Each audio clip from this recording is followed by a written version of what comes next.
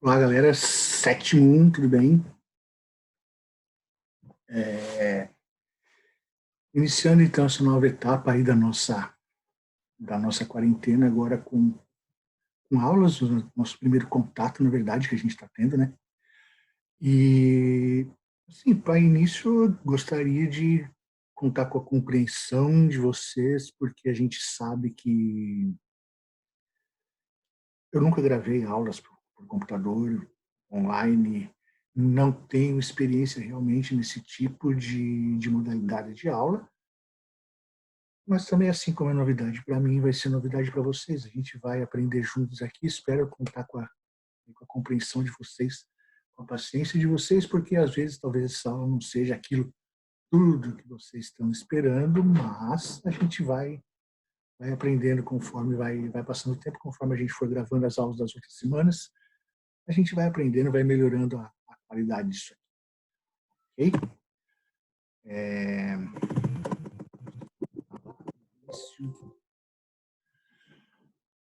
A gente começa fazendo uma revisão. Por que precisamos fazer revisão? Porque faremos avaliação, faremos prova. E não seria justo a gente já começar daqui a pouco a fazer uma prova daqui uma semana ou duas sem que vocês revisassem a coisa que já, a matéria toda que já foi vista, até que não é tanta coisa, é uma unidade completa, a gente chegou a terminar a primeira unidade, mas já faz um tempo, né? Já temos mais de 40 dias sem aula, então a coisa não fica tão fresca na cabeça da gente. Então a gente vai dar uma revisãozinha rápida, vai ser essa aula só para fazer uma revisão. No final a gente vai ter umas atividades. Isso aí já vai ser suficiente, juntando isso com tudo aquilo que a gente já viu antes, vocês vão conseguir fazer qualquer avaliação tranquilamente, certo?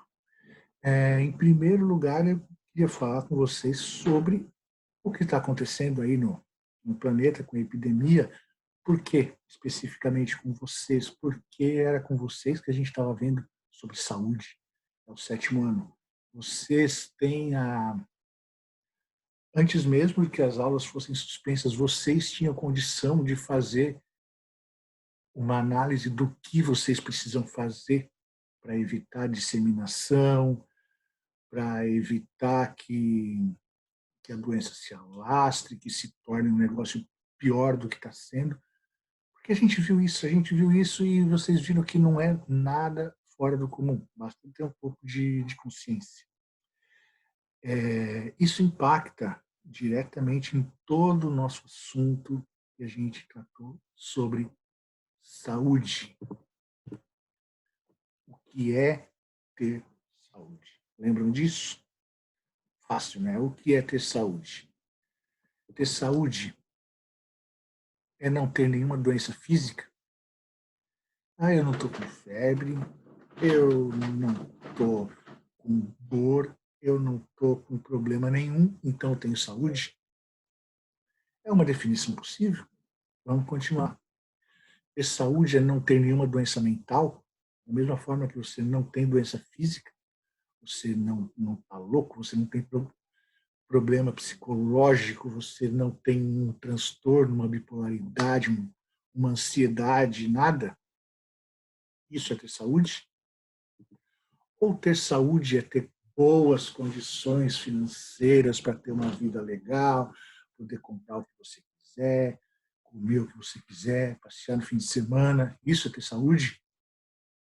Ou ter saúde é ter uma casa boa, viver num lugar legal, com segurança, com higiene, uma casa que não vai ser invadida por ladrões, uma casa que não tem esgoto correndo no quintal, uma casa onde seu esgoto é tratado. Isso é ter saúde? Ou será que ter saúde é viver bem com todo mundo ao seu redor?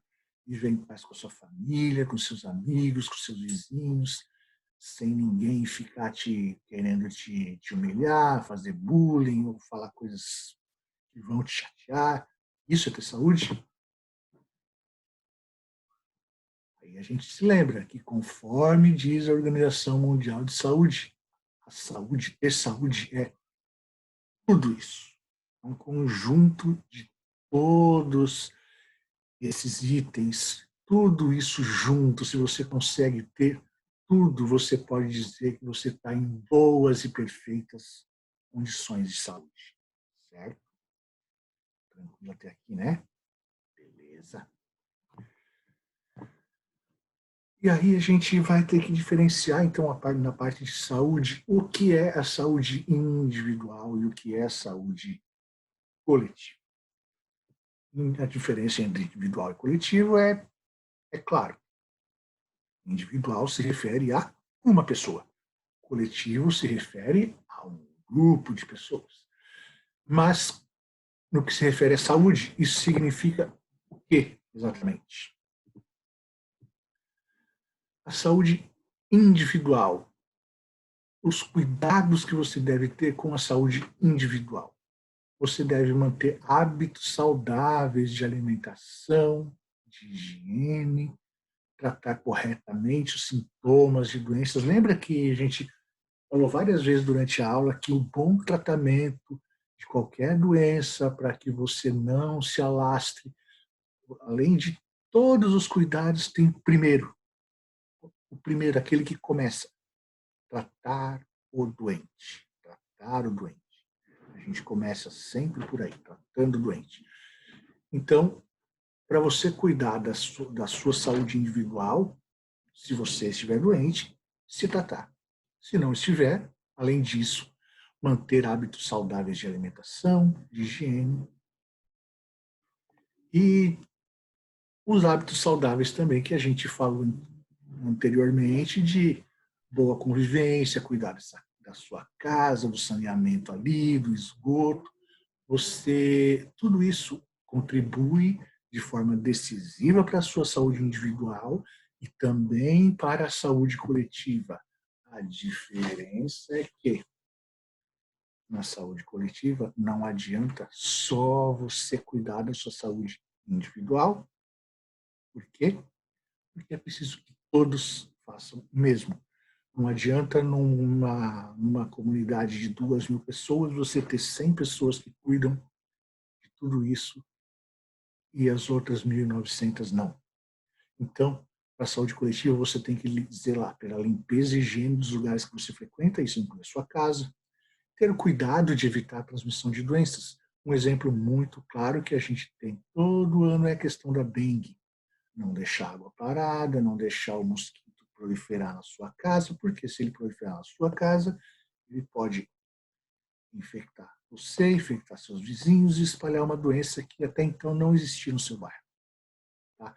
E agora, com a epidemia do coronavírus, mais ainda, você usar a máscara, você lavar suas mãos, higienizar suas mãos, álcool em gel, chegou do supermercado, passa alquinho nas compras, tudo isso é importante para a saúde individual e também para a coletiva.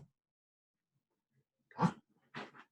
É óbvio, se você está cuidando do seu, se você está se cuidando para você não pegar a doença, automaticamente você já está cuidando para não passar a doença para frente. Se você não pegar, você não vai passar. Tá? Então, tudo isso é de suma importância para a saúde coletiva. E aqui nesses dois itens, você tem a diferença entre cuidar da saúde individual e cuidar da saúde coletiva.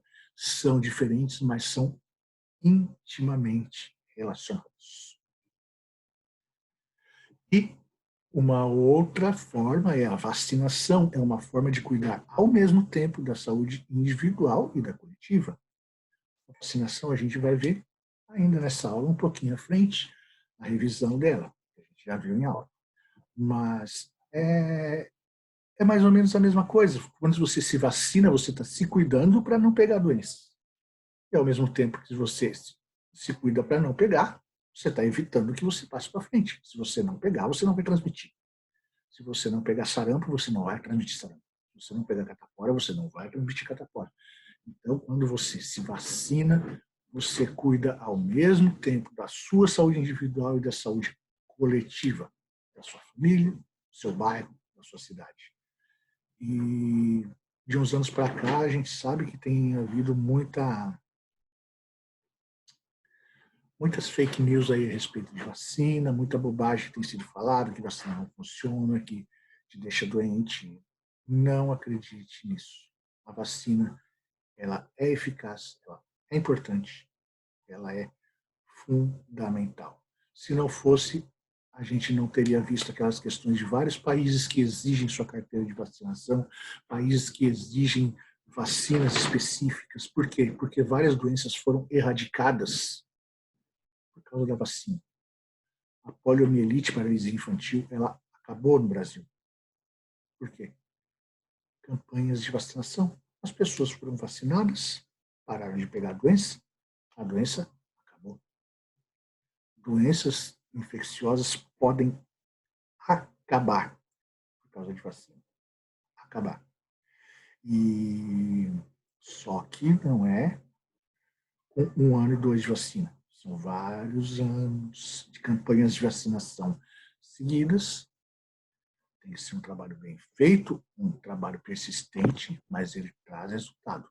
Temos exemplos. Ok? E aí vamos falar então de alguns cuidados que você deve ter com a saúde individual.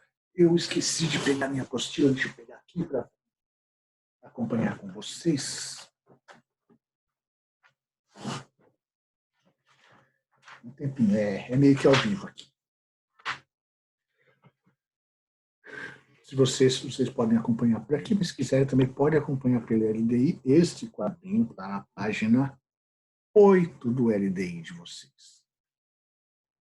Onde a gente vê aqui a saúde, alguns hábitos que a gente deve ter para cuidar da saúde individual. O primeiro, ali do lado esquerdo, a higiene diária do nosso corpo. Higiene diária, banho, escovar dentes, lavar as mãos, manter as unhas limpas, se vestir com roupas limpas, cuidar da limpeza do ambiente, da casa, certo? Isso é importante em qualquer tempo e ainda mais nessa nossa época aqui de pandemia, assume uma importância muito grande a lavagem das mãos. Vocês viram isso em aula. Foi feita uma explicação para vocês de como se lava as mãos de uma maneira eficaz. Quem estava prestando atenção vai se lembrar, não é molhar ali, você tem que fazer assim, ao mesmo tempo você limpa as unhas e a palma da mão, as unhas e as costas da mão, lavar o dedão, tem que lavar entre os dedos assim, e lavar até o cotovelo. Lembra, né? A gente falou muito sobre isso, e é engraçado que até então a gente não sabia que isso seria tão cobrado, mas mesmo assim a gente falou antes, então, como eu disse, não tem turma que esteja mais preparada para enfrentar esse momento aqui de quarentena do que vocês. Vocês têm a condição de ir lá no oitavo, na turma do oitavo, na turma do nono ano, e ensinar várias coisas para eles a respeito do cuidado com o coronavírus. É bom que vocês tenham essa consciência, até porque vocês também são responsáveis nesse momento por passar informações que vocês recebem na escola para a família. Todo mundo consegue informação aí na internet, na TV, mas vocês também conseguem na escola, conseguiam antes das aulas serem suspensas, agora estão conseguindo aqui. Vocês têm toda a condição de repassar isso adiante. Condição e até uma obrigação. Ok? Mas então, a primeira parte fala dessa higiene diária. Então, é banho, é dente, é unha, é roupa, é a casa limpa, chão varridinho, passar pano, desinfetante, banheiro limpo. Beleza? É isso. Vamos para o segundo item, que é o consumo de água. Beber água é importantíssimo para a sua saúde individual. Por quê? Porque você repõe líquidos perdidos ao longo do dia. Como você perde líquido ao longo do dia? Saliva, suor, lágrimas, evaporação através da pele e urina e fezes. Tudo isso vai botando água para fora. Só existe uma forma de repor água. bebendo água. Okay? Não tem hidratação possível de outra forma. Ah, tem creme que hidrata a pele. Nenhum creme hidrata a sua pele. Nenhum creme hidrata uma pele, nenhum shampoo hidrata um cabelo. O máximo que eles fazem é criar uma película externa na pele ou no cabelo que evite que você tenha uma perda excessiva de água por ali. Agora, para hidratar qualquer tecido do seu corpo, seja um órgão interno, seja sangue, seja o esôfago, seja a pele, seja cabelo, seja os olhos, hidratação só existe uma forma: beber. É água via oral. Tá? Então, a reposição de água é essencial e a única forma é bebendo água. Se desse para se hidratar de outra forma, era só você entrar numa piscina, num rio e se hidratava.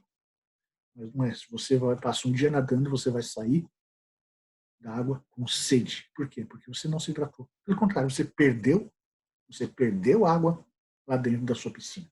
Tá? Então, você precisa beber água. E muito. Na idade de vocês, aí em torno de 2 litros a 2,5 litros por dia. Ok? Tenham sempre, então, uma aguinha à mão. O terceiro item é a prática de exercícios físicos. Também falamos bastante sobre isso. Regulares e orientados por um profissional. Então, sem exagero, na idade de vocês, sem exercícios que exijam muita força muscular, porque atrapalha o crescimento ósseo.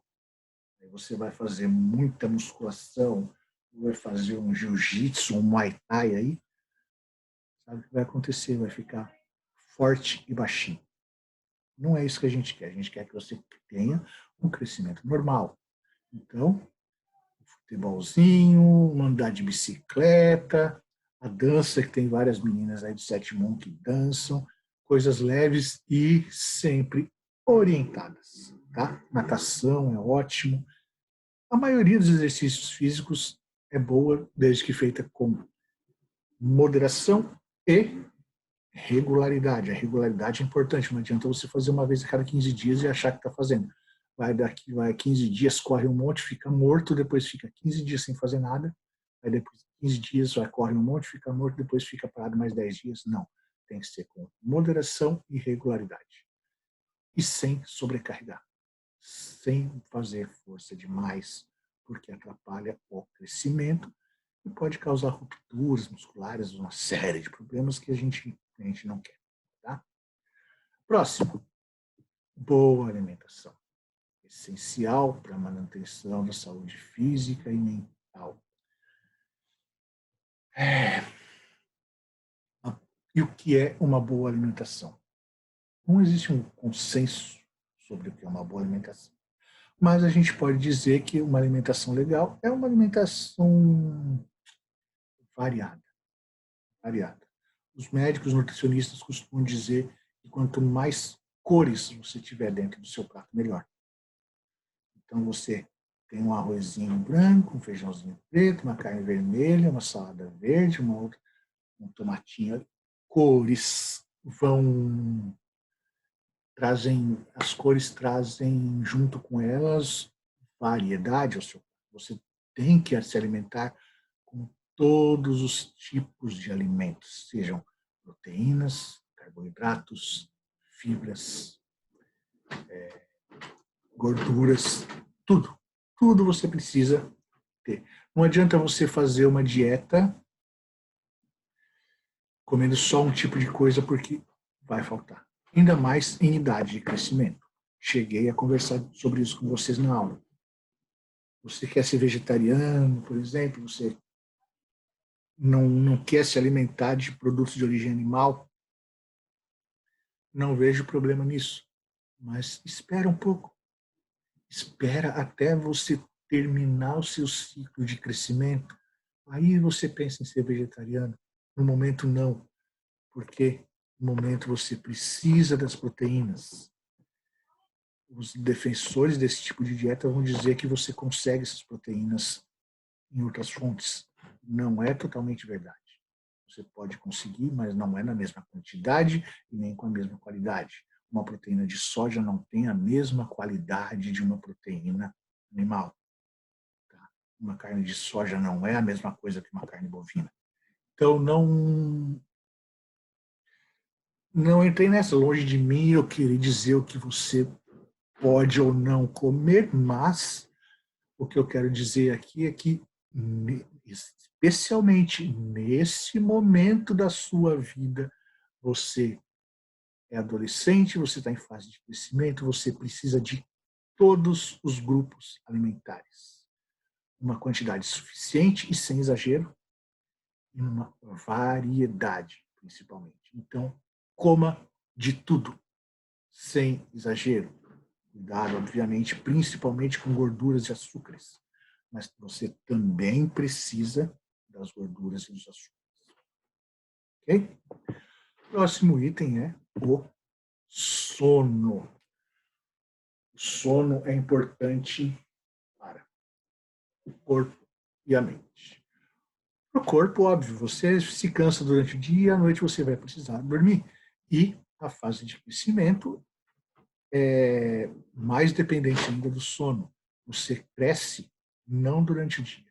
Você não cresce enquanto você está acordado. Você cresce enquanto está na cama dormindo. Certo? Eu falei para vocês que o crescimento em altura, lembra que ele é feito através de pequenos discos nas extremidades dos ossos longos, que eles são moles, e aquela parte mole, ela acaba se esticando, e assim você cresce. Quando você está em pé, você está pressionando essas partes moles. Elas não vão crescer. Tá? Para essa parte calcificar e você crescer, você precisa estar deitado e relaxado. Aliás, voltando no item anterior, eu falei de calcificação, mais uma importância da alimentação, o leite. Sem o cálcio, você também não cresce. O cálcio você consegue nos derivados de leite. Leite, queijo e iogurte. Outro grupo importantíssimo, tá? Então, voltando de novo na parte do sono aqui. O sono é importante para você recuperar seu corpo, para você crescer e também para a saúde mental. A saúde mental porque você descansa a sua cabeça e principalmente é na hora do sono que que o seu cérebro reorganiza os pensamentos. O seu cérebro, ele de alguma forma revisa tudo aquilo que ele processou durante aquele dia e nessa de processar, ele vai descartar o que ele acha que não foi importante e vai guardar em uma área adequada do cérebro aquilo que o cérebro julgou que é importante. Tá? Então, depende muito de como, por exemplo, como você está encarando essa aula agora. Você está vendo por ver? Se você está vendo por ver porque é obrigado, quando chegar à noite, seu cérebro vai descartar tudo isso e amanhã você não vai se lembrar. Agora, se você está vendo isso aqui, querendo aprender, querendo aproveitar, querendo levar isso para a sua vida, se você está verdadeiramente, sinceramente, acreditando que isso vai ser útil para você, à noite, quando você for dormir, o seu cérebro vai absorver, vai botar numa gavetinha, numa estantezinha lá, e aquilo vai ficar na sua cabeça. Tá?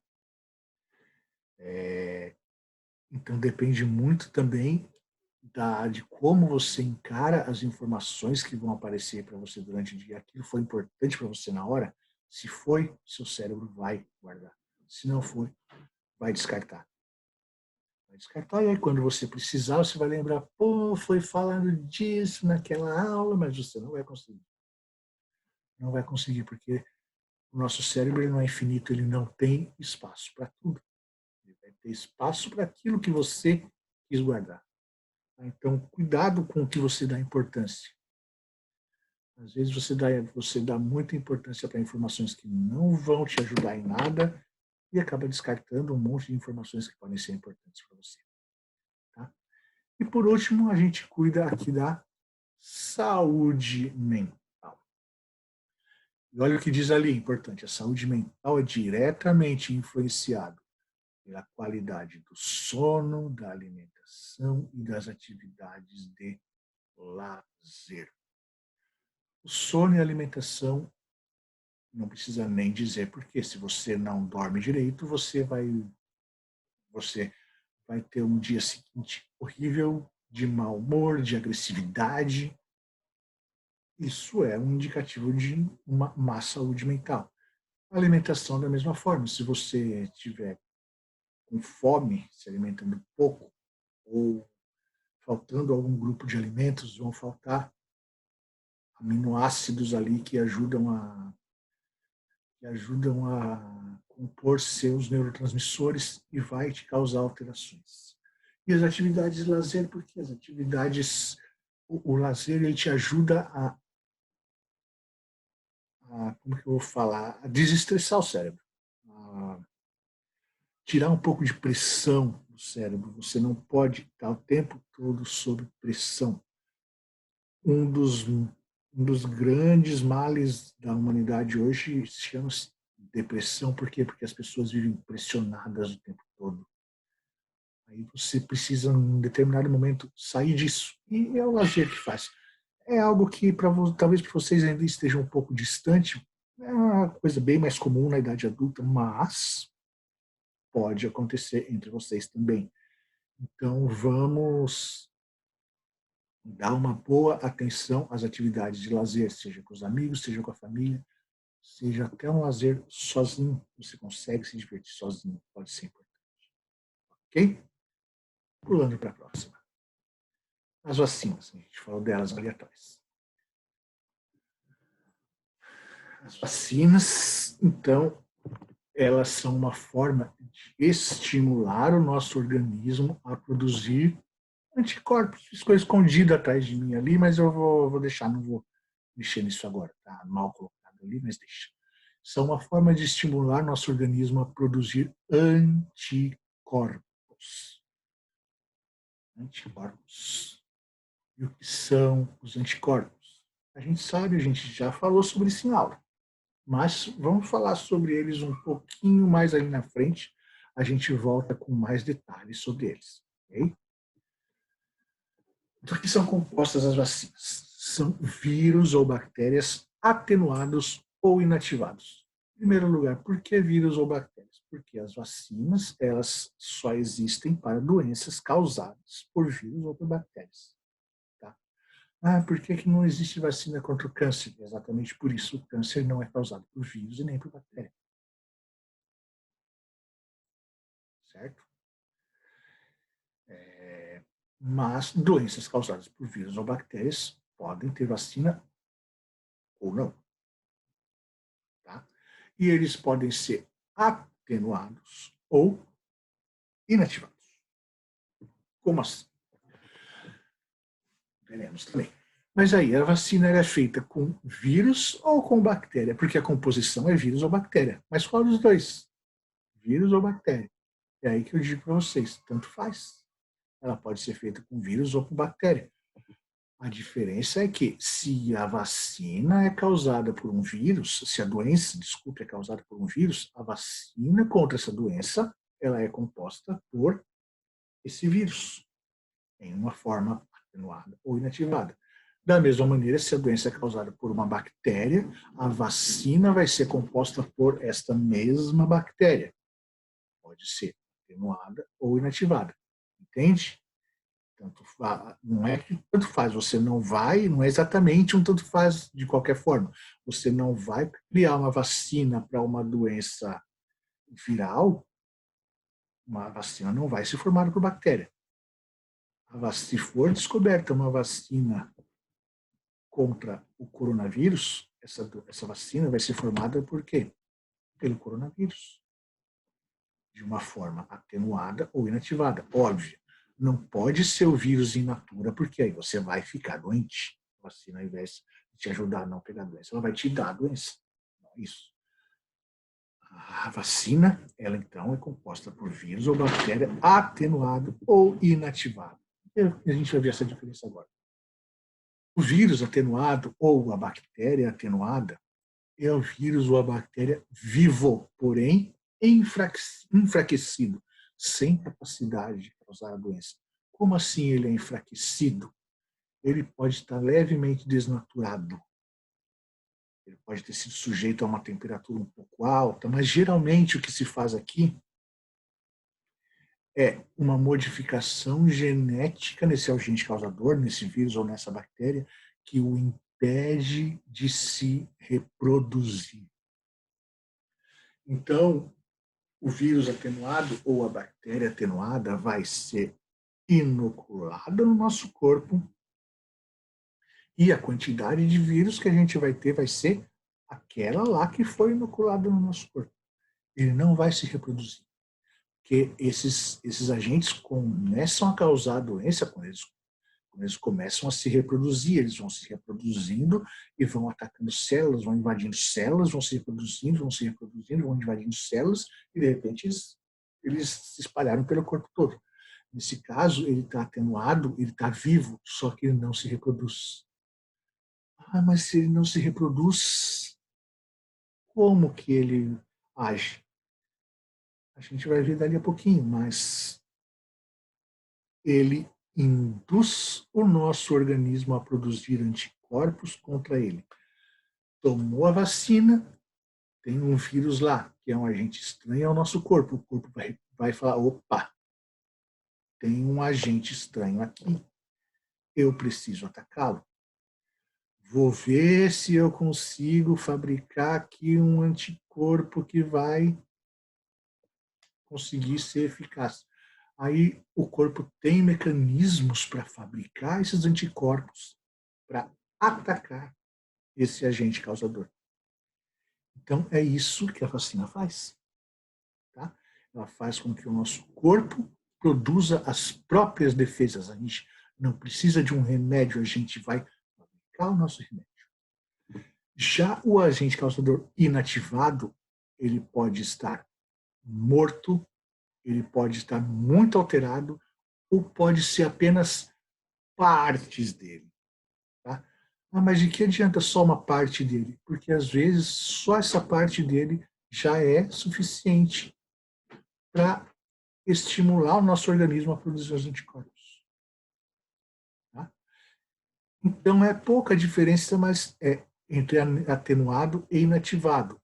Não leve tanto em conta essa palavrinha morto ali no inativado, porque no atenuado, sim, no atenuado é sempre um agente causador vivo, um vírus vivo, uma bactéria viva. No inativado, pode ser um vírus morto, uma bactéria morta, mas não é necessariamente. Ele pode estar só alterado ou pode estar em partes, mas ele nem sempre vai estar morto. Então, o atenuado está sempre vivo. O inativado não está sempre morto. Ok? Botem isso na cabeça, então. Próxima parte. Vamos falar, então, sobre as defesas do corpo. E aí onde a gente vai falar mais especificamente sobre os anticorpos. Não só os anticorpos. Tá? O nosso corpo, ele se defende. Ele se defende de qualquer agente invasor estranho. Ele tem várias formas de se defender. Esses mecanismos de defesa podem ser específicos ou inespecíficos. O que quer dizer essas palavras? Específico quer dizer é um mecanismo de defesa contra um agente específico. Ah, eu vou ter um mecanismo de defesa contra esta bactéria. Eu vou ter um mecanismo de defesa contra aquele vírus. Ok? Inespecífico, não. O inespecífico, ele vai te defender de qualquer coisa.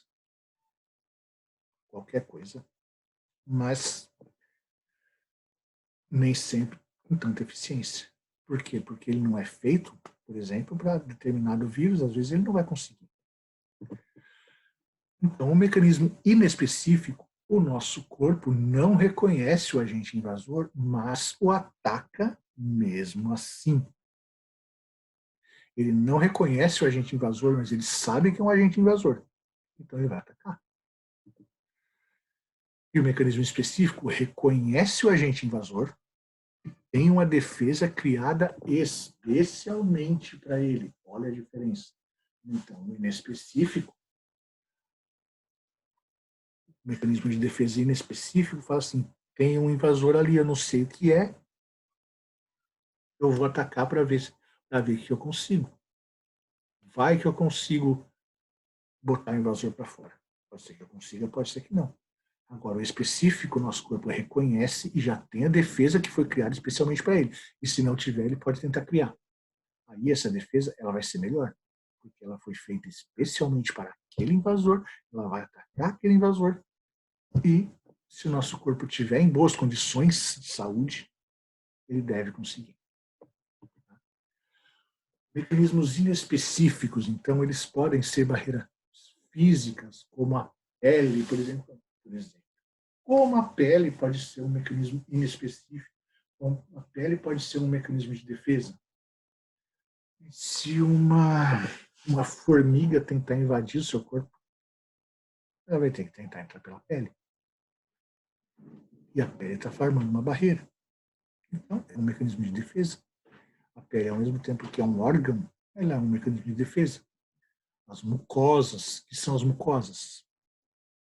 Aquela parte aqui, ó, de dentro da gengiva, por exemplo, aquela coisa meio pegajosa de dentro da gengiva, é uma mucosa. Essa partezinha aqui no olho é uma mucosa. Tá?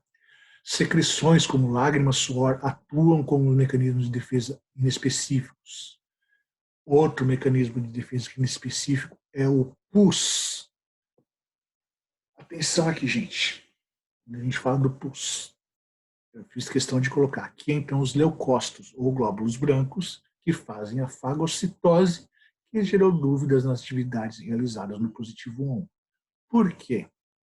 Recebi alguns relatos de alunos, pelo menos 3 alunos me relataram que na atividade lá da positivo 1, colocaram a fagocitose como um mecanismo de defesa inespecífico e deu errado. Mais uma vez, vocês disseram que a fagocitose era um mecanismo de defesa inespecífico e foi dado como errada a questão. Está certo, não está errado. Vocês estão certos, vocês que fizeram isso, tá? A fagocitose, ela é o quê?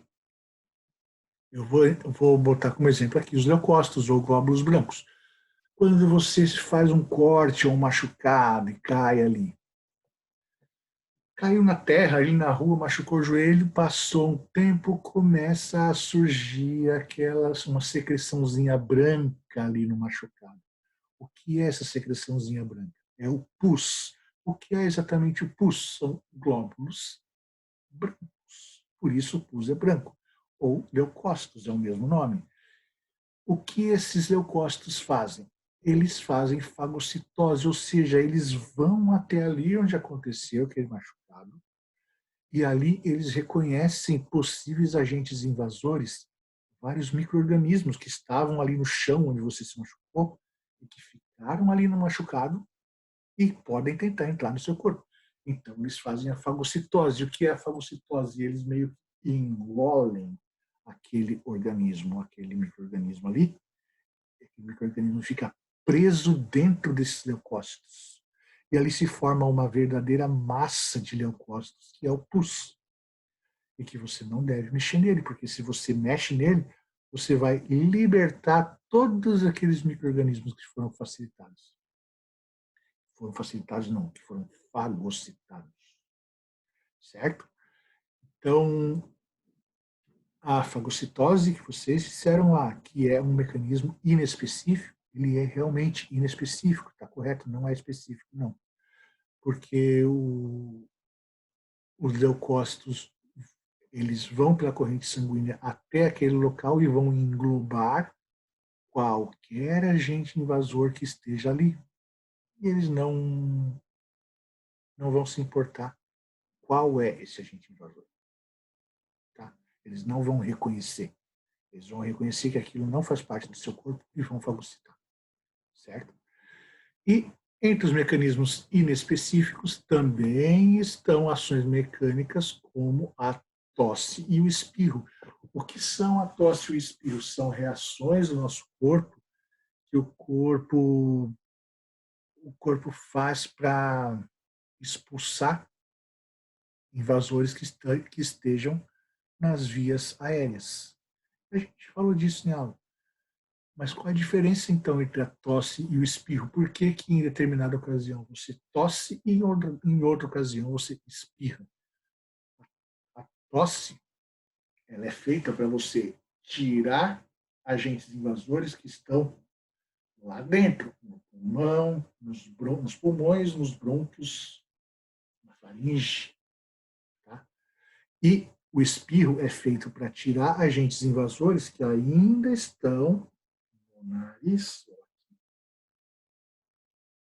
certo? Então, tosse é para tirar agentes invasores lá de dentro. O espirro é para tirar agentes invasores daqui. E são mecanismos inespecíficos. E funcionam os dois com o mesmo mecanismo. Você joga ar para fora numa velocidade muito grande e esse ar empurra tudo que está irritando suas vias aéreas. Certo? E falando nisso, a gente tem, por exemplo, no nariz, outro mecanismo de defesa inespecífico, que são os pelinhos de dentro do nariz, que ajudam a filtrar o nariz. Tanto os pelinhos quanto a mucosa que existe dentro do nariz ajudam a filtrar, evita que entre micro-organismos ou até partículas não vivas, ali, poeira, evita que entre nas suas vias aéreas. Também são mecanismos de defesa inespecíficos, certo? Os pelos, a mucosa dentro do nariz. Tudo isso é inespecífico. Já os mecanismos específicos são realizados pelo sistema imunológico através dos anticorpos. E agora é que a gente vai falar sobre os anticorpos. Os anticorpos, eles são produzidos em resposta à presença de um agente invasor. E o agente invasor é chamado de, a gente chama de antígeno. Antígeno, ele pode ser um vírus, pode ser uma bactéria, pode ser um protozoário, pode ser muita coisa. E, como a gente explicou ali atrás na vacina, ele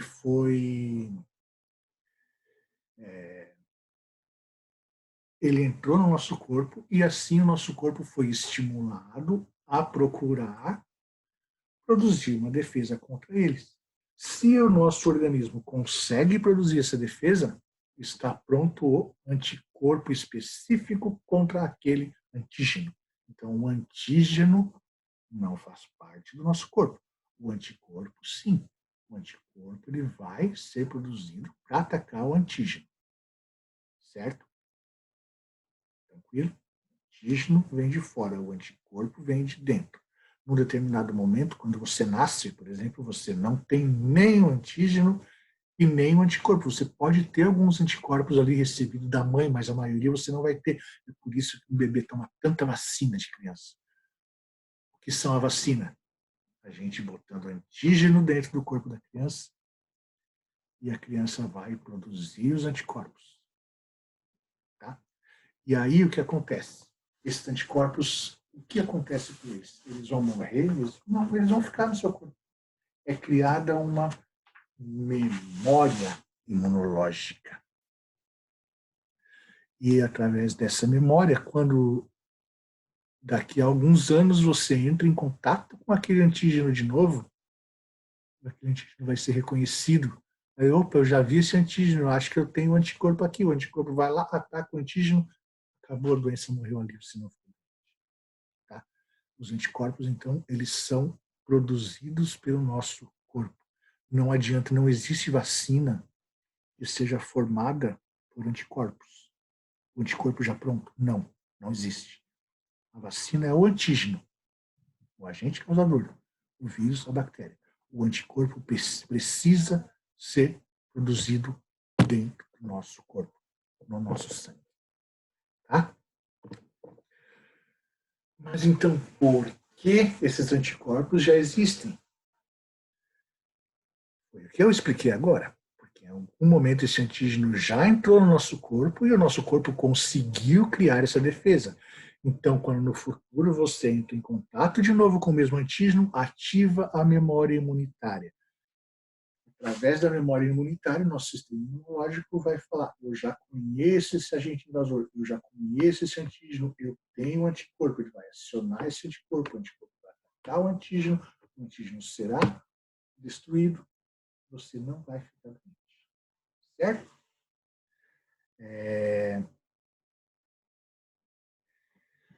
É um mecanismo complexo, não é totalmente conhecido ainda. Aliás, falta muito para a gente ter um conhecimento legal bem feito sobre isso tudo. Mas a gente vai avançando. A gente pensar que 100 anos atrás não tinha nenhuma vacina praticamente, a gente vai avançando e vai criando. E não existem algumas doenças, não existem vacinas ainda. Por exemplo, o coronavírus ainda está sendo testado, algumas vacinas, mas a gente tem doenças que estão aí há mais de 30 anos, como a AIDS, que ainda não tem vacina. Por que isso? Pode ser por vários motivos, pode ser porque esse agente causador, esse vírus, essa bactéria, ele tem mutações demais.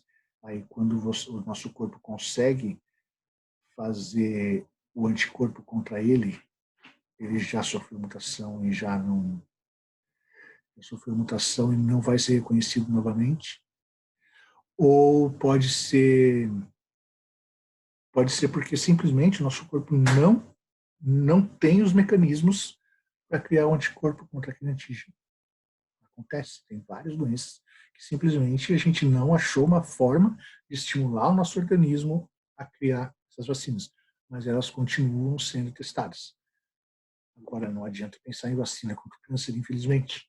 O câncer, como eu já falei para vocês, não é causado por um agente externo, o câncer é causado por mutações internas do nosso corpo, então não adianta criar uma vacina. O câncer, a única forma de você se livrar dele é quando você começa a desenvolver a doença para tratar. Você não tem como tratar antes de desenvolver, que é o que a vacina faz. A vacina trata a doença antes de você ter. Algumas doenças não dá. Primeiro algumas doenças você precisa ter a doença e tratar. Não tem jeito. Assim, gente, a gente termina esta aula dessa semana, e eu vou passar algumas atividades para vocês. Como a aula foi light, foi rapidinha, não foi muita coisa, e foi só revisão, eu vou exigir um pouco mais de vocês nas atividades. Tá? E não é nada que vocês não consigam fazer, vai ser bem tranquilo. Primeira atividade. Deixa eu montar aqui, agora eu vou precisar. As inovações tecnológicas, especialmente na área da medicina, ajudam a trazer qualidade de vida para as pessoas. Qualidade de vida, o que é, gente? Lembram? É ter boa saúde, saúde ampla, no sentido amplo lá da Organização Mundial de Saúde, e com boas condições assim também de lazer, de desenvolvimento pessoal, profissional, social. Tá? Então, as inovações tecnológicas, especialmente na área da medicina, ajudam a trazer qualidade de vida para as pessoas. Eu quero que vocês citem exemplos de tecnologias de saúde que não existiam há 200 anos. E explique como elas podem nos ajudar a viver mais e melhor do que nossos antepassados de 200 anos atrás, porque isso aqui é fato. Se você comparar a sua vida com a vida dos seus antepassados que viviam lá em 1820, você vive melhor do que eles. E vai viver mais do que eles, muito provavelmente.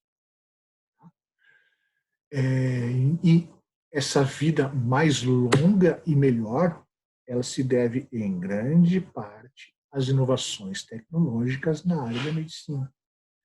Os médicos de hoje têm acesso a uma série de tecnologias que os médicos de 200 anos atrás não tinham. E é isso que eu quero que você cite. Exemplos de algumas tecnologias dessa de saúde e explique como que elas ajudam a gente a viver mais e melhor do que aqueles que viviam há 200 anos. Tá? Então, vamos supor que, por exemplo, hoje a gente, vou dar um exemplo para vocês, hoje a gente consegue fazer um exame de sangue, um hemograma completo, completo, fazendo contagem de todos os tipos de células sanguíneas. Você vai lá, coleta o sangue de manhã, na hora do almoço o exame não está pronto. Isso te ajuda a ter uma melhor qualidade de vida? Sim ou não? Se ajuda? Sim. Como? Entendeu? É isso que eu quero. Você me dê alguns exemplos de tecnologias que nos ajudam a ter uma vida melhor hoje. Ok? 2. A gente falou ali atrás. Preservação da saúde coletiva é resultado de ações individuais, ações feitas por você, pelo seu pai, pela sua mãe, pelo seu irmão, pela sua avó, por mim, por todo mundo.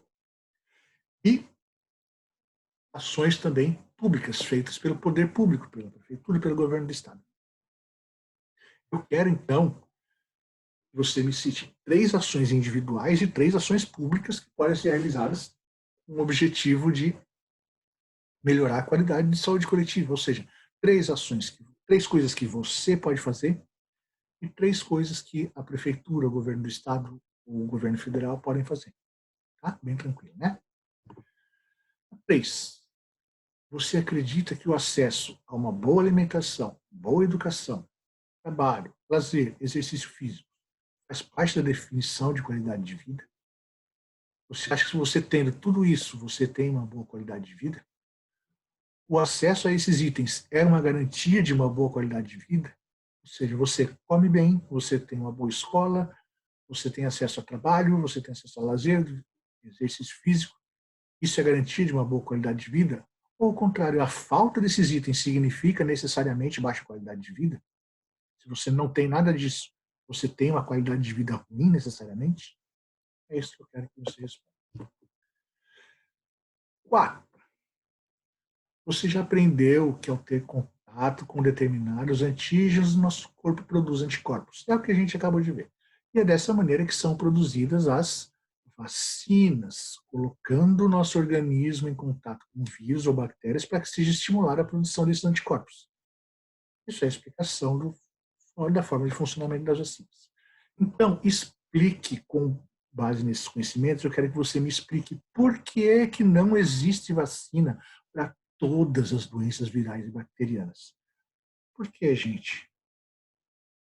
O que eu quero dizer com isso? Se é só colocar o seu corpo em contato com determinado vírus ou bactéria e o corpo vai produzir anticorpos, então tem que ter vacina para todas as doenças, certo? Na teoria, sim.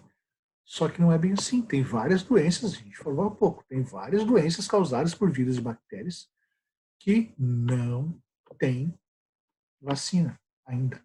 Pode um dia ter, mas por enquanto não tem. Então eu quero que você explique por que é que não tem. Tá?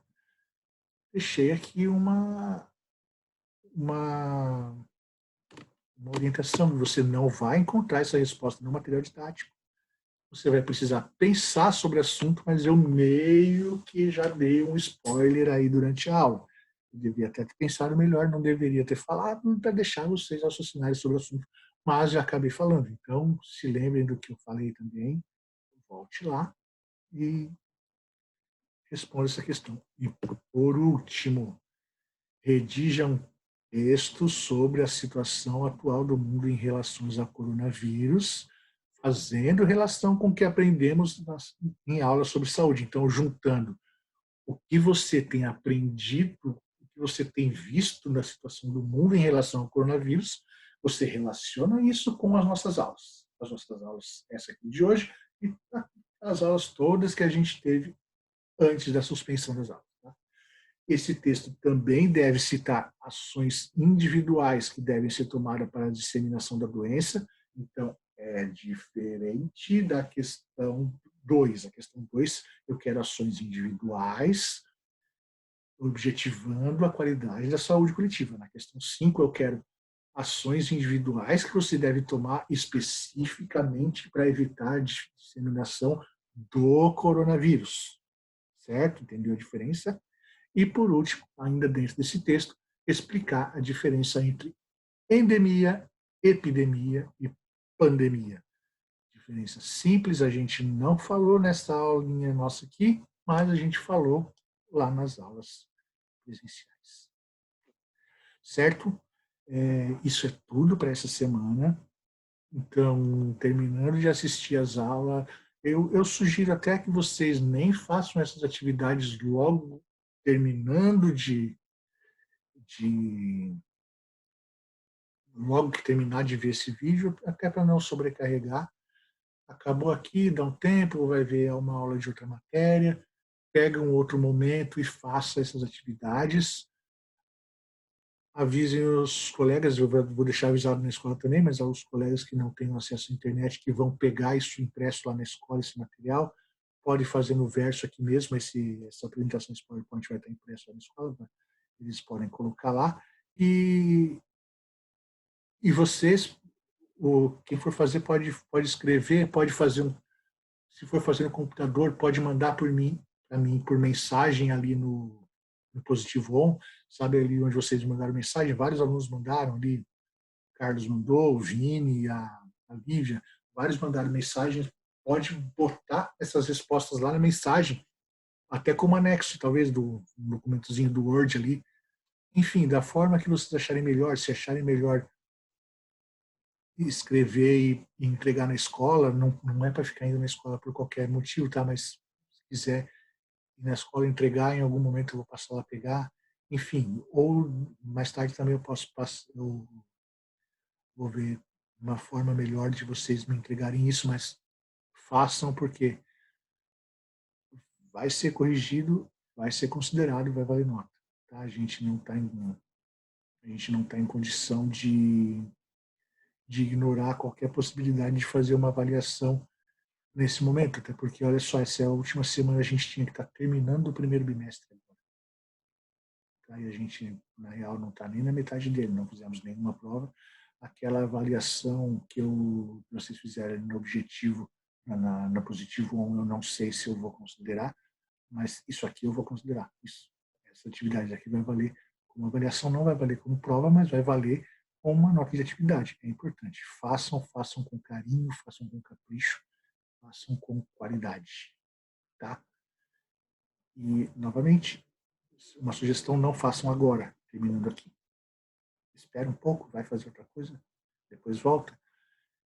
Até porque vocês estão com bastante tempo livre, né? Então, dá para espaçar mais para não sobrecarregar. Beleza? E na semana que qualquer dúvida, positivo ou manda mensagenzinha ali, eu leio, não estou entrando lá o tempo todo, mas todo dia eu entro, pelo menos uma ou duas vezes por dia, eu entro, respondo todos. Então, qualquer dúvida, podem perguntar, manda lá, sei lá, se vocês gostaram da aula ou não, como é que foi. Enfim, deem o feedback e vamos aguardar aí para a próxima semana, que a gente vai entra em matéria nova na próxima semana. Ok? Então é isso, pessoal. Obrigado. Forte abraço para todo mundo. Se cuidem, continuem em casa, todo mundo de boa, todo mundo quietinho. Fiquem em casa e cuidem de vocês e cuidem da família, tá? Um beijo.